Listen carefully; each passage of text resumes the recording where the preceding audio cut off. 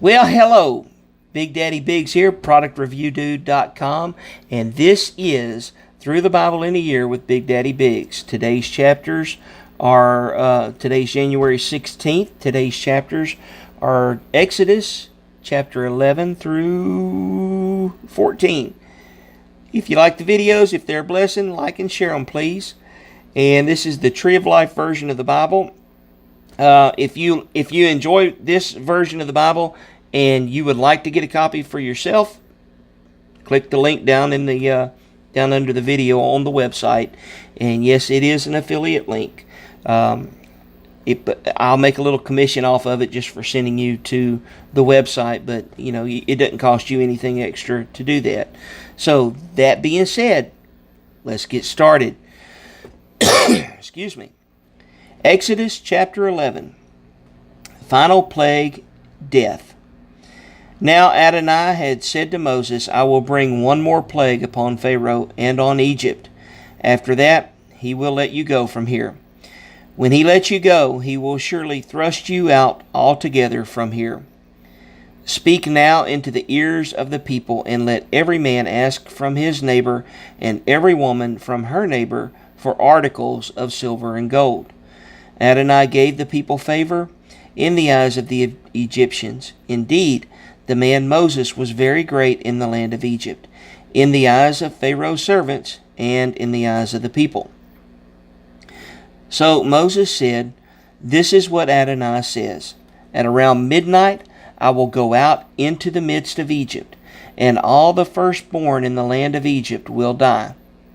From the firstborn of Pharaoh sitting on his throne to the firstborn of the maidservant behind the mill, along with all the firstborn cattle, there will be a great cry throughout all the land of Egypt, the likes of which has never been before, nor will ever be again.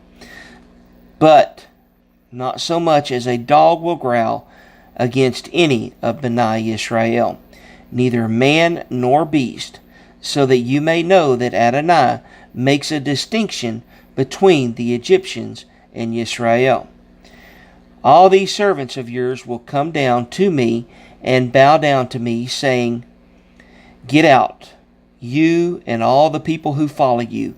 After that I will go. Then he went out from Pharaoh hot with anger. Adonai said to Moses, Pharaoh will not listen to you, so that my wonders may be multiplied in the land of Egypt. So Moses and Aaron did all these wonders before Pharaoh, yet Adonai hardened Pharaoh's heart, so he did not let Bnei Israel out of his land. Chapter 12.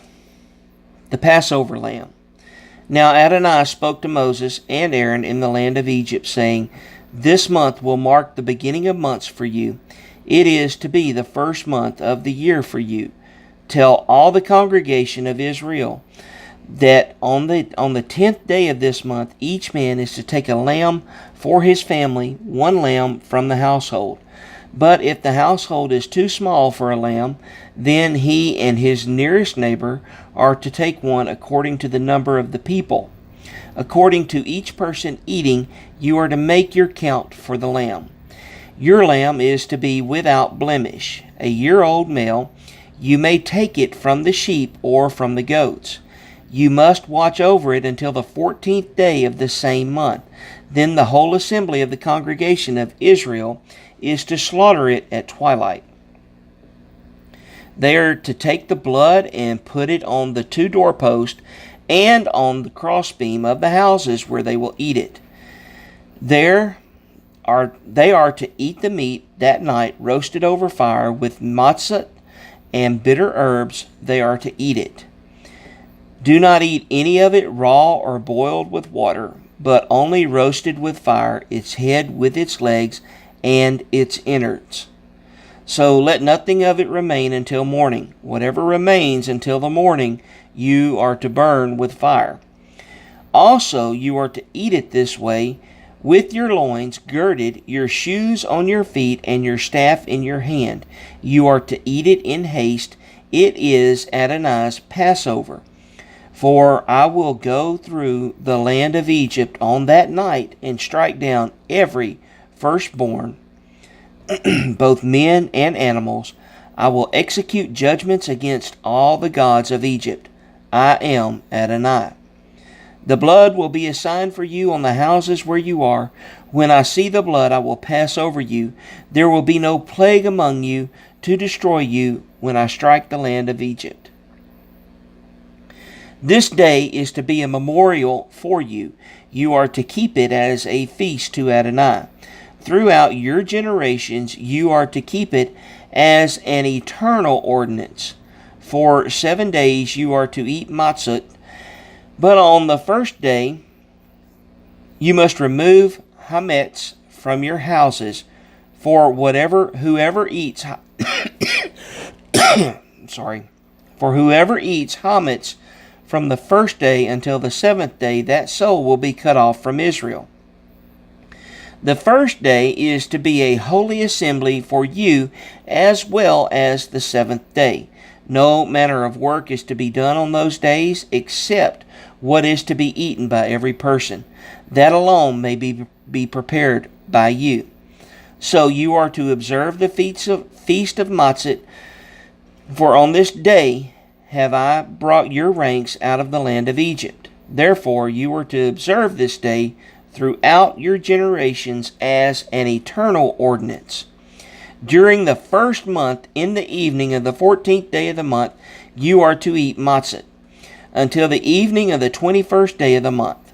For 7 days no hametz is to be found in your houses. For whoever eats hametz, that soul will be cut off from the congregation of Israel, whether he is an outsider or one who is born in the land. You are to eat no hametz in all your houses. You are to eat matzah. Then Moses called for all the elders of Israel and said to them, Go, select lambs for your families and slaughter the Passover lamb.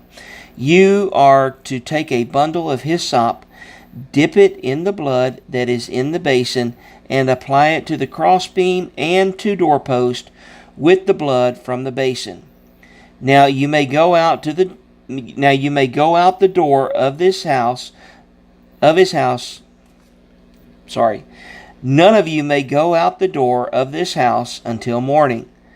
Adonai will pass through to strike down the Egyptians, but when he sees the blood on the crossbeam and on the 2 doorposts, Adonai will pass over that door and will not allow the destroyer to come into your houses to strike you down. Also, you are to observe this event as an eternal ordinance for you and your children. When you come into the land which Adonai will give you, as he promised, you are to keep this ceremony. Now when it happens that your children ask you, What does this ceremony mean to you?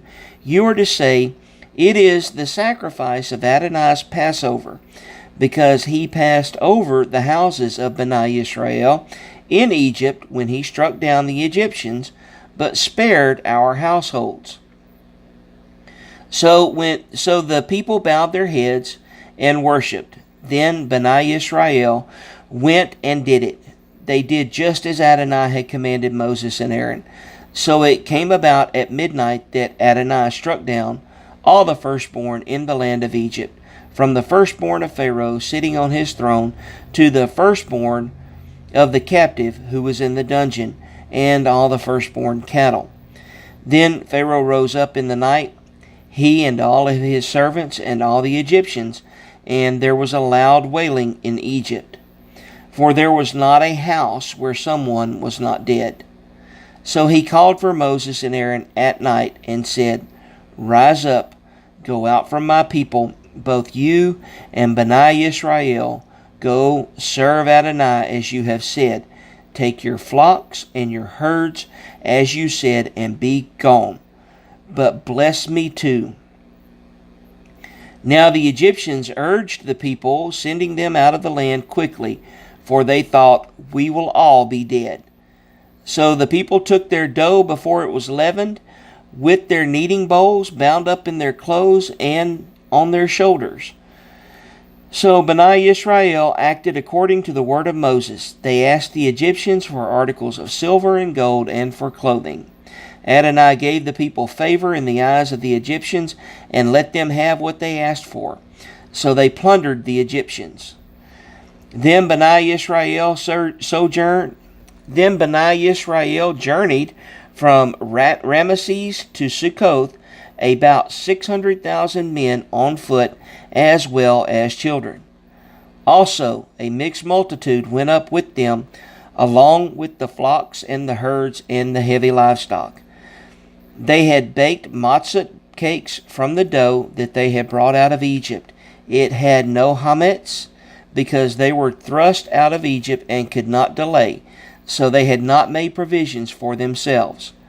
Now the time that Bani Israel lived in Egypt was 430 years. So it happened at the end of 430 years, to the very day that all the armies of Adonai went out from the land of Egypt. It was a night of watching for Adonai to bring them out of the land of Egypt.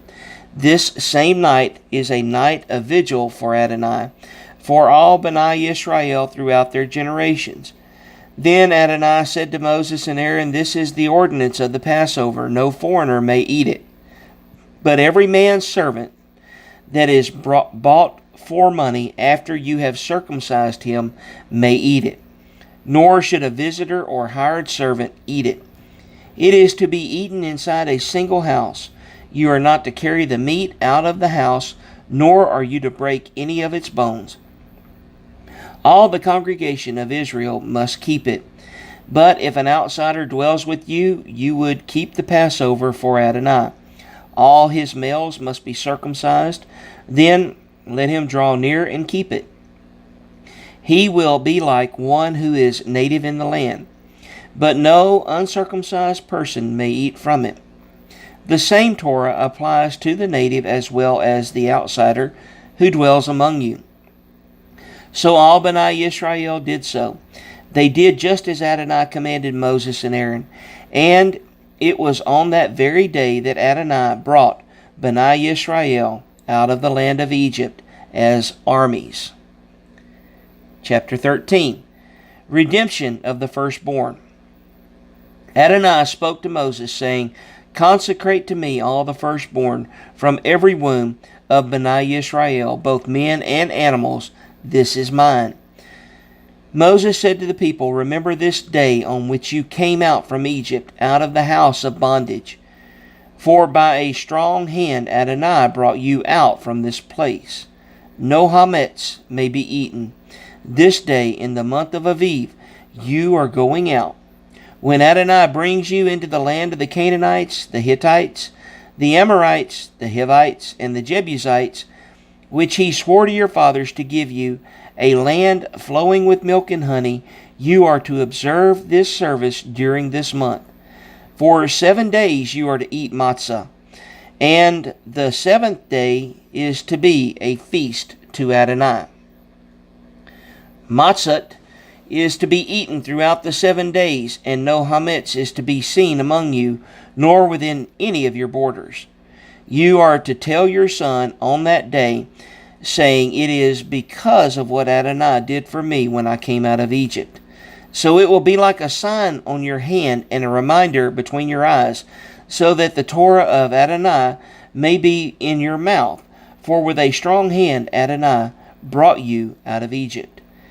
You are to keep this ordinance as a moed from year to year.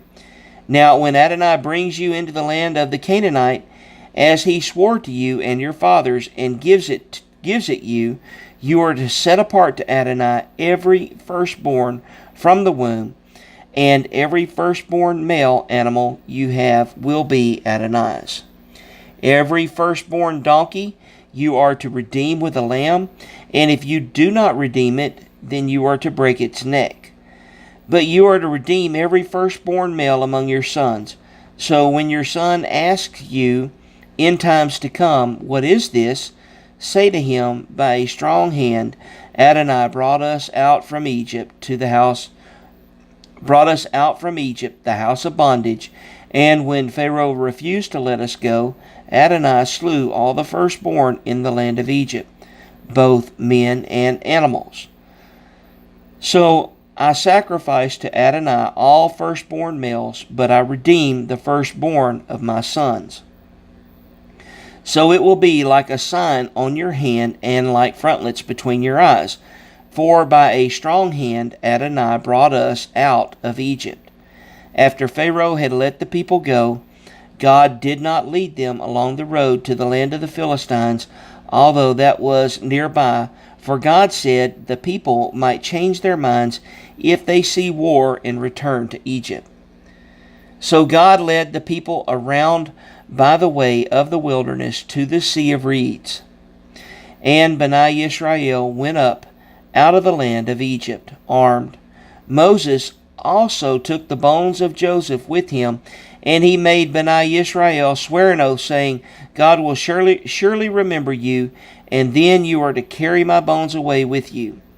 So they journeyed from Succoth and encamped in Etham on the edge of the wilderness. Adonai went before them in a pillar of cloud by day to lead the way, in a pillar of fire by night to give them light. So they could travel both day and night. The pillar of cloud by day and the pillar of fire by night never departed from the people. Chapter 14. Sea of Reeds. Adonai spoke to Moses, saying, Speak to Bani Israel, so that they turn back and encamp before Pi-hahiroth, between Migdol and the sea. You are to camp by the sea, opposite Baal-Zephon. Pharaoh will say concerning Bani Israel, they are wandering aimlessly in the land. The wilderness has shut them in. I will harden Pharaoh's heart, so he will follow after them. Then I will be glorified over Pharaoh along with his army, and the Egyptians will know that I am Adonai. So they did so. When the king of Egypt was told that the people had fled, Pharaoh and his servants had a change of heart toward the people, and they said, What is this we have done, that we let Israel go from serving us? So he prepared his chariots and took his people with him. He took 600 of the finest chariots, along with all other chariots of Egypt and captains over them. Adonai hardened the heart of Pharaoh, king of Egypt. So he pursued Bani Israel, for Bani Israel went out with a high hand. But the Egyptians pursued them with all the horses and chariots of Pharaoh, as well as his charioteers and his army, and overtook them as they were encamped by the sea, beside Pi-hahiroth, opposite Baal-Zephon. When Pharaoh drew near, Bani Israel lifted up their eyes, and behold, the Egyptians were marching after them. So they were terrified, and Bani Israel cried out to Adonai. They said to Moses, Have you taken us away to die in the wilderness because there were no graves in Egypt? Why have you dealt this way with us to bring us out of Egypt? Did we not say to you in Egypt, Let us alone, so that we may serve the Egyptians? It was better for us to serve the Egyptians than to die in the wilderness. But Moses said to the people, Don't be afraid. Stand still and see the salvation of Adonai, which he will perform for you today. You have seen the Egyptians today, but you will never see them again ever. Adonai will fight for you while you hold your peace. Then Adonai said to Moses, Why are you crying to me? Tell Bani Israel to go forward. Lift up your staff, stretch out your hand over the sea, and divide it. Then Bani Israel will go into the midst of the sea on dry ground. Then I will harden the hearts of the Egyptians, and they will go in after them, so that I will be glorified over Pharaoh and all his army, his chariots, and his horsemen. Then the Egyptians will know that I am Adonai when I have been glorified over Pharaoh, his chariots, and his horsemen. Then the angel of God, who went before the camp of Israel, moved and went behind them. Also the pillar of cloud moved from in front, and he stood behind them, and so came between the camp of Egypt and the camp of Israel. There was the cloud and the darkness over here, yet it gave light by night over there. Neither one came near the other all night long. Then Moses stretched out his hand over the sea. Adonai drove the sea back with a strong east wind throughout the night, and turned the sea into dry land. So the waters were divided. Then Bnei Israel went into the midst of the sea on dry ground, while the waters were like walls to them on their right and on their left. But the Egyptians pursued and went in after them into the midst of the sea, all Pharaoh's horses, his chariots, and his horsemen.